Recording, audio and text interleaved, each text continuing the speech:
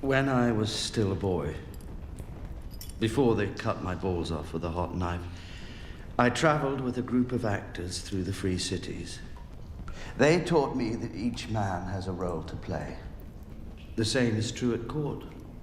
I am the master of whisperers. My role is to be sly, obsequious, and without scruples. I am a good actor, my lord. Can you free me from this pet? I could. But will I? Even now you torment me with riddles. Only because you ask the wrong questions, my lord. You ask if I will free you, but where shall you go? The North can never take you back, no matter how much they wish. Not if it would mean making them an enemy of the realm. There will be no making peace with Joffrey. He is not fit for the Iron Throne. Stannis is the rightful king. On the first part, we agree on. But Stannis will not be able to rule. Robert won his throne through his charm, his hammer, and his strength. Stannis has none of those things. He squats atop Dragonstone with a handful of lesser lords. His brother, meanwhile, is gathering an army large enough to conquer the realm, but would rather see it starve as he plays king. Tell me, which one of those men is deserving of your loyalty?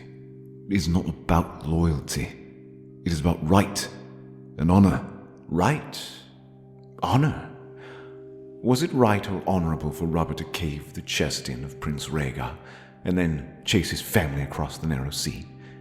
Babes who were born amidst this war. No, it was never about right or honor. It is always might. If you truly wish to do what is just, there is one path, and one path alone. Tell me of this path. Daenerys Stormborn. She lives across the narrow sea, but intends to come here, one way or the other. But she will need advisors. Your family has done her a great wrong in the past. Whatever justice Robert's rebellion might have had is lost after the king pardoned the likes of the Mountain and Tywin Lannister. To allow their spawn to rule would be a betrayal of everything you fought for. Daenerys, the exiled princess. She is married to a warlord and rides alongside a horde of warriors. Has. They have since abandoned her, but reports say that the girl still works for her return. Better she return with good advisors, one who might be convinced to help your family.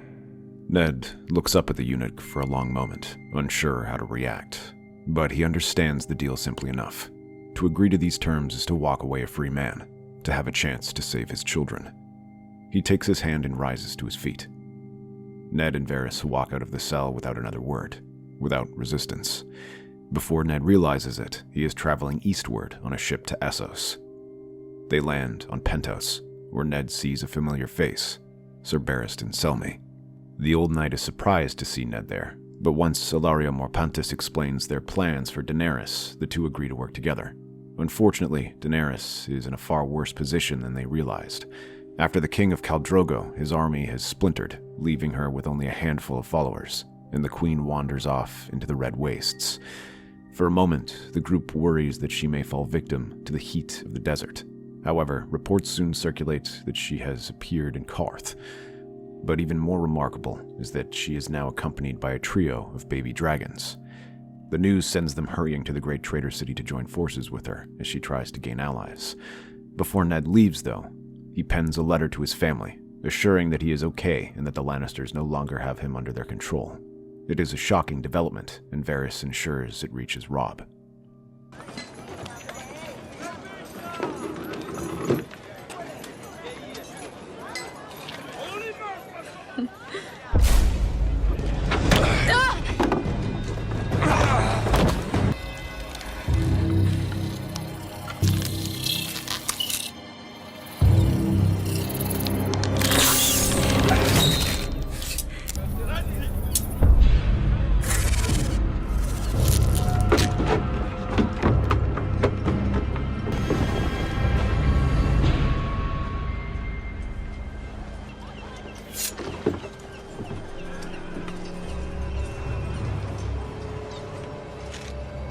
The hooded warlock who released the Manticore turns to flee, But before she can disappear into the shadows, a second figure rushes forward, broad-shouldered, swift, with a longsword in hand. The sorcerer barely makes it 3 steps before the stranger catches her. A strong hand seizes the warlock's shoulder, yanking him backward. The stranger's sword plunges into his gut, swift and brutal. The warlock gasps, convulses, and crumples to the ground. But as he falls, Ned dumps a torch over his body, which begins to smolder. As he returns to their group, Jorah's breath catches. His hand flies to the hilt of his sword. By the gods, that's Ned Stark. The man who killed her father.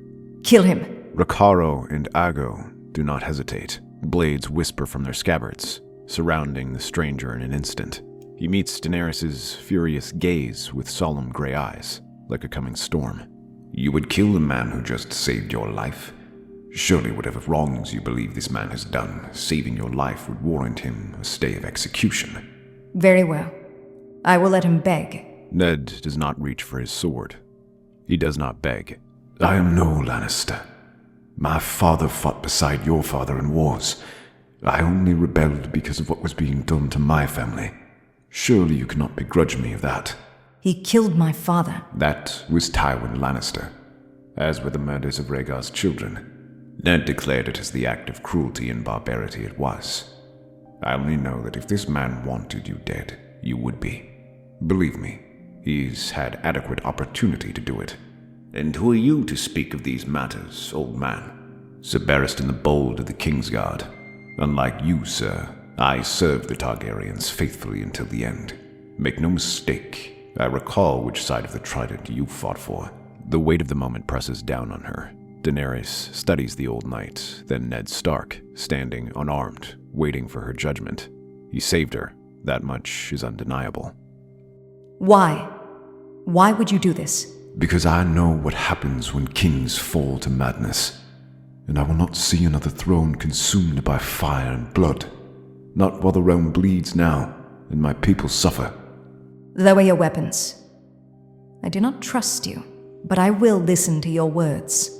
As they begin their next move, Ilario sends ships to take Daenerys back to Pentos. While that is what she intends, Ser Jorah has other ideas, and instead suggests sailing to Slaver's Bay, where an army is waiting for her in the slave markets of Astapor. It is a bold course, one guided by fire and ambition, but not without discord.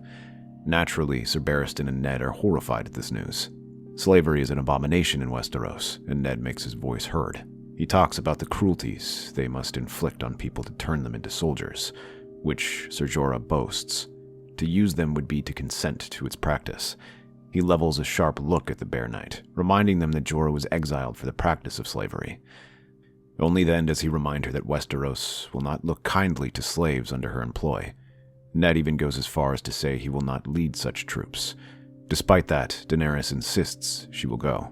However, she does not underestimate his willingness to defend these people and feels a glimmer of respect for the older man. In Astapor, she stands before Krasny's Mo Neklos, listens to his insults, watches as the Unsullied stand motionless despite their suffering. When the deal is done, when Drogon's flames consume the slave master and she turns to the Unsullied, she does not command them to fight. You are free. I will not ask you to follow me, but if you would, I would be honored. When the Unsullied drop their spears, it is Ned Stark who watches most closely. And when they take them up again, not as slaves, but as freedmen, he does not protest. Nor does he protest when Daenerys orders them to break into the slave markets and free all of them. Here, Ned is the first to draw his sword and lead the charge. The battle is quick and one-sided, but by the end, Astapor is under her full control. Her first instinct is to move forward, to press onward, to take the next city and the next. But Ned counsels patience. You cannot claim an empire if you leave nothing but ashes behind. You must govern what you take. I will leave a council to rule in my stead. A council? Of freedmen? Begging your pardon, but most of these people have not had to make a decision for themselves their entire lives. Do you think they would be able to rule themselves? I didn't choose bed slaves and laborers. I had learned men, scribes, healers. And they should be nurtured, encouraged to further their skills and leadership abilities, but they were still slaves. When a man spends his life in darkness and is dragged into the light, he will not embrace it. They require a strong hand to guide them. That will take time. Barristan and Jorah think we should strike quickly, that we should not give Yunkai or Marine time to prepare. And if you do, what will you leave in your wake? More tyrants, more slavers taking up where the old ones left off. You have given these people freedom. Now you must give them something to hold on to. She listens. Though Ned is an excellent military leader, Daenerys soon learns he brings something none of her knights can. Administration skills, the ability to rule. Unlike Ser Barristan or Jorah, he has experience governing a large territory. He knows how to deal with petitioners, handle crises, and maintain a household. She establishes a garrison in Astapor, placing trusted commanders in charge of the city's security. A city watch is formed from freedmen, tasked with keeping order in the absence of their former masters. Food is rationed, water is distributed fairly, and trade reopened under her new rule. Those freedmen who show promise are promoted and groomed for command until such a time that they can be prepared to rule. Ned Stark does not rule like a conqueror, nor does he think like one. He rules like a man who has seen the Seven Kingdoms rise and fall, who understands that war does not end when the last sword is sheathed, but when the people believe in what they have built. Daenerys sees it too. And though she may be the dragon, she knows now that even dragons need wisdom to guide their fire. By the time Daenerys establishes her rule in Astapor, the world has taken notice. Slaves flee from Yunkai and Marine, slipping away in the dead of night, braving desert and sea to reach the city of the Dragon Queen. The slavers call her a menace. The freed call her a savior. In the halls of Yunkai and Marine, the masters steel themselves for a war. They fortify their cities, rally allies, and send envoys to the remnants of the old Jaskari Empire, calling upon New Gis and others to stand against the woman who threatens their way of life. Gold flows into the coffers of sellswords, warships are prepared, and in Marine, the masters sharpen their knives. But Daenerys is not idle. When her dragons grow, so too does her army. Barristan Selmy and Daenerys oversee the training of their troops. The Unsullied who choose to stay are drilled daily, hardened into a force greater than the one she first brought. Recruits, freed slaves who willingly take up arms, are molded into warriors, receiving training from the Unsullied to become just as fierce as them. But it isn't just them who receive training. Daenerys also trains in the art of swordplay, per Ned's instructions. Essos is nothing like the Seven Kingdoms. The lands here are more dangerous, and her rule is less secure. She must learn to defend herself. At Ned Stark's insistence, she secures cavalry, warriors from noble houses who pledge loyalty to her cause, seeing opportunity in the dragon's rise. Though they are forbidden to trade slaves, Ned helps them gain wealth through other means, like trading and cultivating their land with small folk. Gold from Astapor's treasuries buys the loyalty of mercenaries. Soon the Dragon Queen is ready. The attack on Yunkai is swift and decisive. Though the city's walls are high, its defenses are no match for the discipline of the Unsullied or the terror of Dragonfire. Their army is not nearly as numerous or well-trained as their sister cities. Even their sellswords are fewer in number. Daenerys leads the first attack, unleashing fire and blood upon them. As the dragons pass overhead, the Unsullied battle the waving infantry as her new cavalry rushes in and finishes the job. Daenerys offers the masters a choice: surrender or burn. Some resist, and they pay in blood. Others kneel, and Yunkai is hers. With Yunkai taken, the route to Marine is open. But this time, the enemy is prepared. It is the largest of the great slave cities, with walls thick enough to withstand sieges, and an army bolstered by reinforcements from New Gis and its allies. The initial attacks are disasters. All her attempts to storm the city fail, as the walls hold firm, and the gates remain shut. Even the vaunted Unsullied cannot gain a foothold. The siege drags on, and though her dragons sow terror from above, Marine refuses to fall. Atop its walls are lined with ballistas and catapults, making it risky to try and use them. And then, a shadow moves through her camp.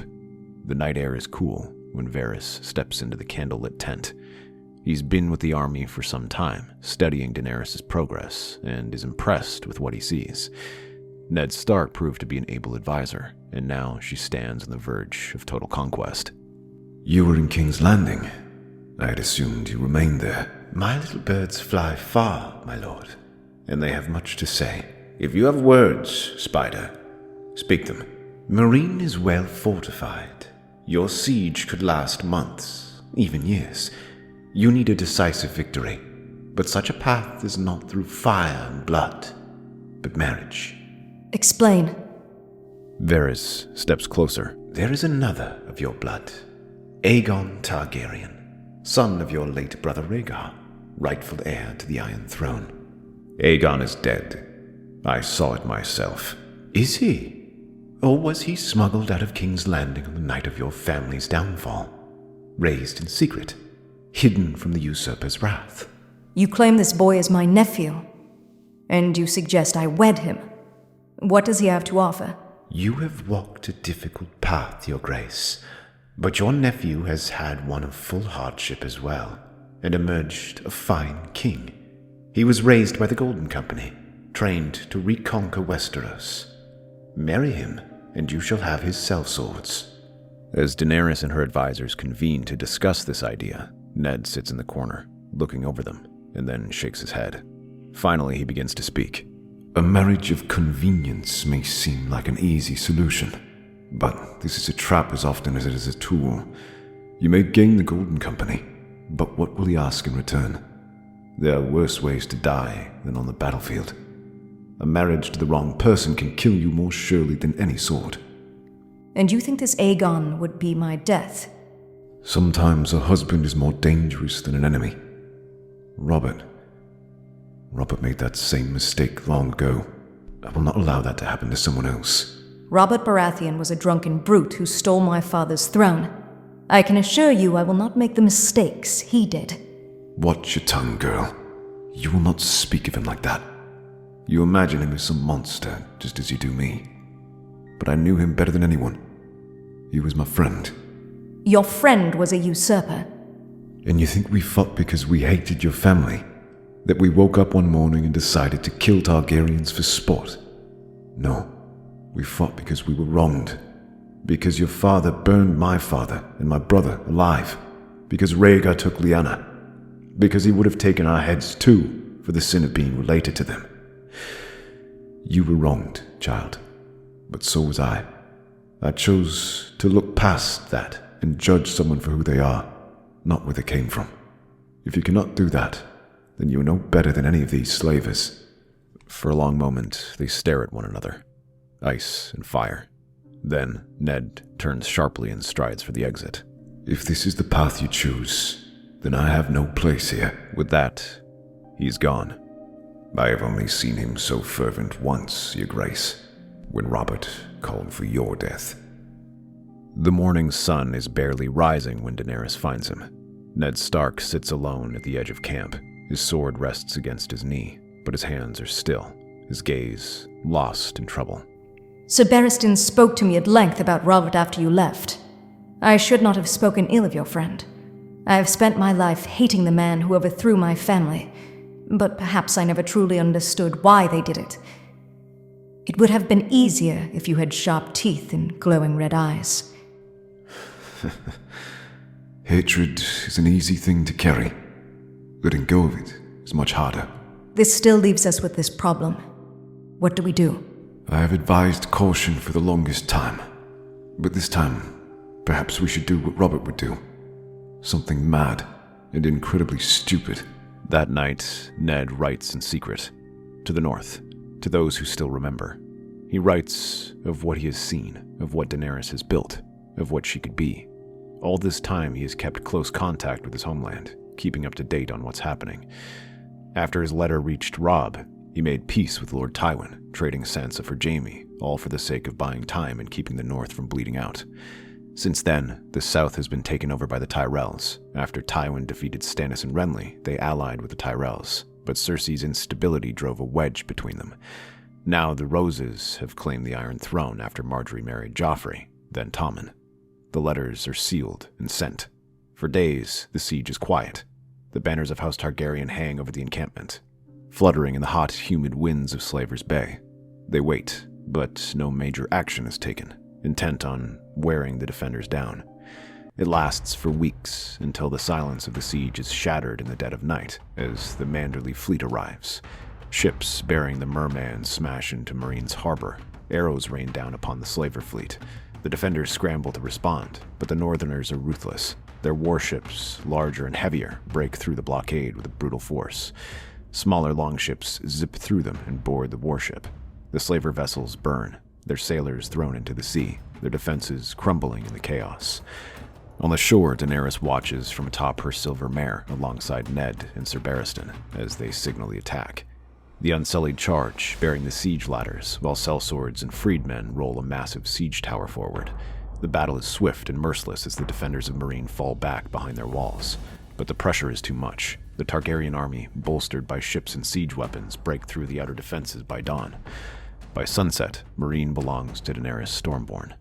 But as Daenerys takes control of the Great Pyramid, her first pyramid is an execution.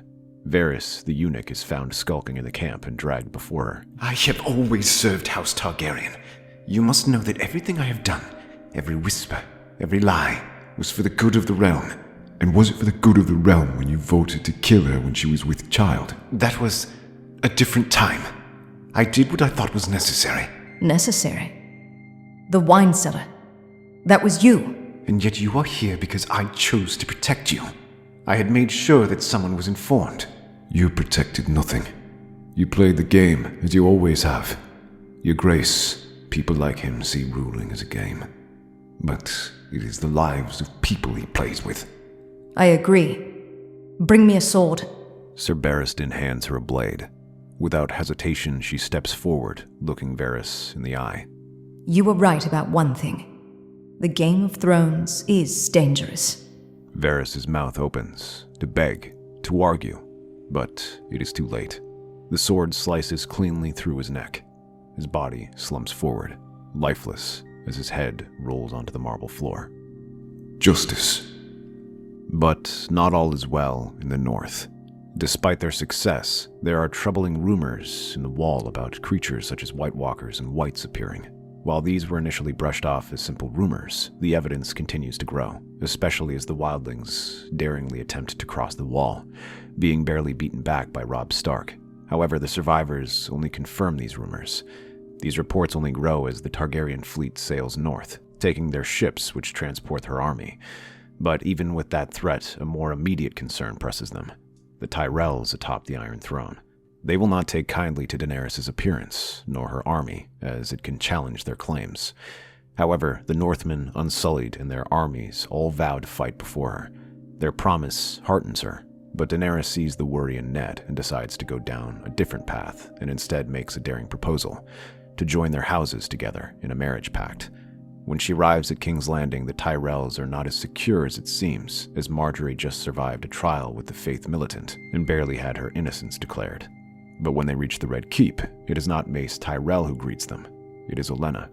I am not here to demand fealty. I am here to offer something greater. An alliance that benefits us both. Forgive me, Your Grace, but alliances in Westeros are fragile things. One moment a queen is the Faith's darling, and the next she is imprisoned in the dungeons for some imagined slight. Imagined or not, you must admit that this is a black mark on her reputation. House Tyrell has long been the wealthiest family in Westeros, but wealth alone does not make kings and queens. Even among your bannermen, they have reminded you that you are simply stewards of the Gardener Kings. We ruled because we were the best choice, girl. And yet the best choice changes.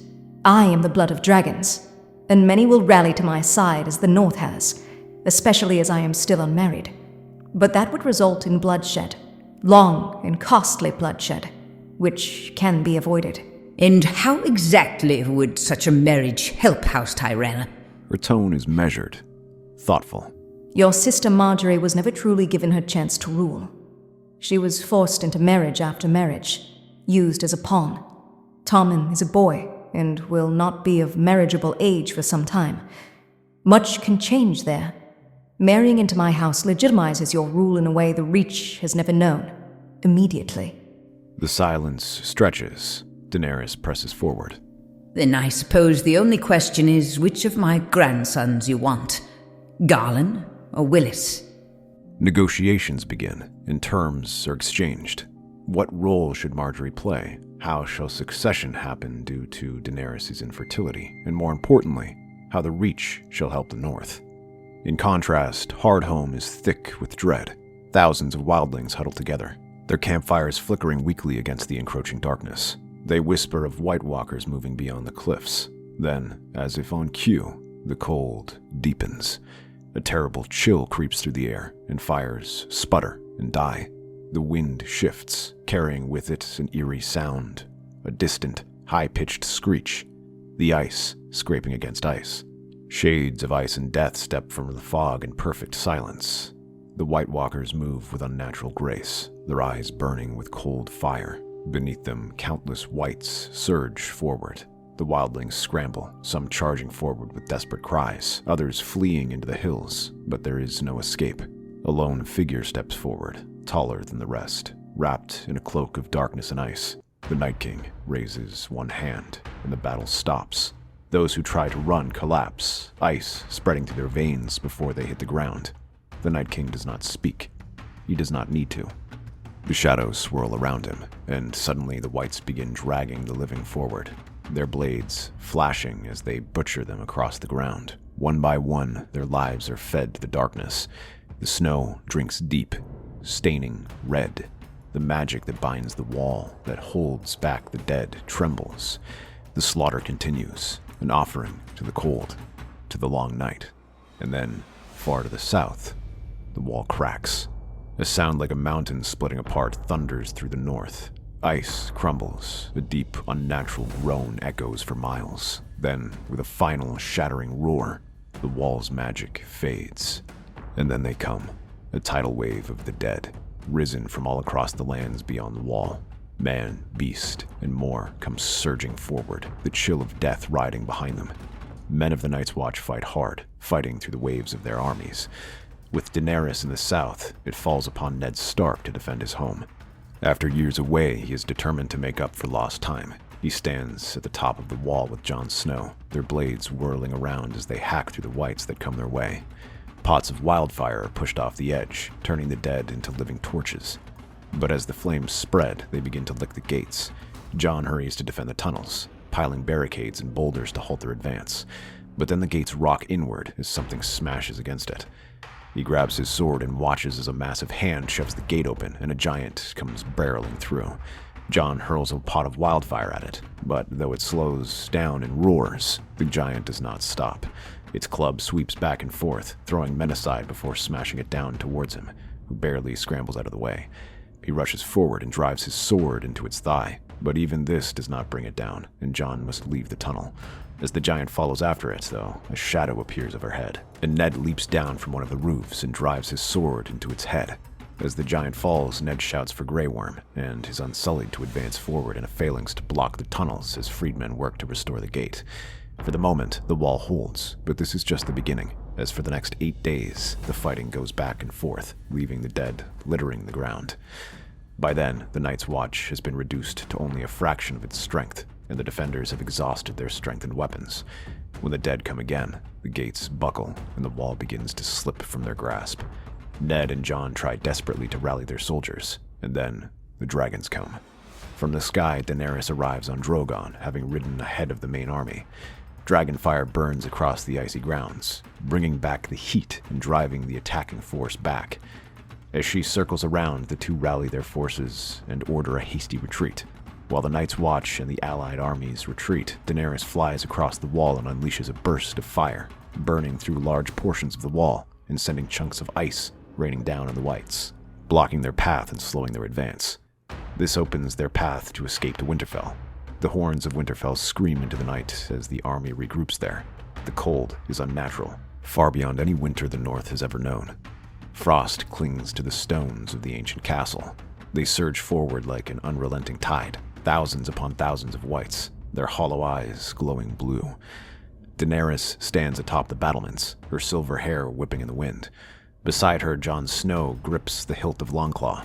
Barristan and Robb stand in the courtyard below, directing the archers and runners, while Loras Tyrell and Brienne of Tarth rally the knights of the Stormlands and the Riverlands. And then, the dead strike. They hit the walls like a storm wave smashing into rocks, climbing over each other, screeching and clawing as they tear at the defenses. Arrows rain down, cutting through the darkness, and great scorpions once built for dragons now launch massive bolts tipped to giants and mammoths. But for every white that falls, a dozen takes its place. Despite their best efforts, the gates shatter. Robb tries to lead a counterattack with picked sellswords and Unsullied, but these are cut apart, and the boy is nearly crushed, only to be saved by Sir Barristan. The dead pour in, steel clashes, men scream, and the battle dissolves into chaos. Daenerys, mounted on Drogon, sweeps through the battlefield, unleashing torrents of dragonfire. Whites shriek and crumble to ash beneath the inferno, but even as they fall, more rise. Daenerys is nearly thrown from her dragon by a well-placed spear, but Ned drives the White Walker back with ice and orders her to fly to safety. Inside the walls, the defenders falter. The Unsullied form tight lines, their discipline unshaken even as the dead press against them. The Northmen fight with fury, their battle cries lost in the storm, but even with Valyrian steel and dragonglass, they are pushed back. Jon carves through the Whites like a man possessed, but he sees it. The battle is turning against them. And then, a sound like thunder. The Tyrell banners rise over the horizon. From the south, the cavalry charges. Thousands of Reach Knights, their armor gleaming with frost, thunder across the snow, trampling the dead beneath steel-shod hooves. Garland Tyrell leads them, his sword burning with dragonglass, while Willis commands the archers, loosing volleys of dragonglass arrows into the storm. The Whites buckle under the combined assault. With renewed strength, Daenerys drives low on Drogon, unleashing a final torrent of fire that engulfs the White Walkers. Jon and Barristan carve a path through the remaining dead, and Ned Stark, his blade dark with frozen blood, faces the Night King himself. Their swords clash, ice against steel, death against duty. The cold seeps into Ned's bones, but he doesn't back down. He keeps the blade locked as Daenerys leaps from Drogon and slashes at his side. The Night King hisses, and Ned shoves him back. His massive blade swings down on him and drives the entity back as Daenerys matches his strength with her speed. She drives low, hacking at his thigh as Ned sweeps his sword and decapitates him. The world shatters. The White Walkers let out a soundless scream as the magic binding them breaks. The Whites collapse like puppets with their strings cut. The storm ceases and the cold begins to retreat. Winterfell stands. The long night is over. With this victory, the next step is to unite Westeros, but with marriage rather than fire. Daenerys marries Willis Tyrell, allowing her to rule as queen, while Margaery gracefully abdicates in favor of her brother in a choreographed event. Though in truth, she retains considerable influence and works closely with Daenerys alongside Ned Stark, who is named her hand. That's our theory. Westeros is a land filled with exciting stories and possibilities, and we love exploring them. If you want to accompany us on this journey across the 7 kingdoms and beyond, then please like, share, and subscribe to our channel.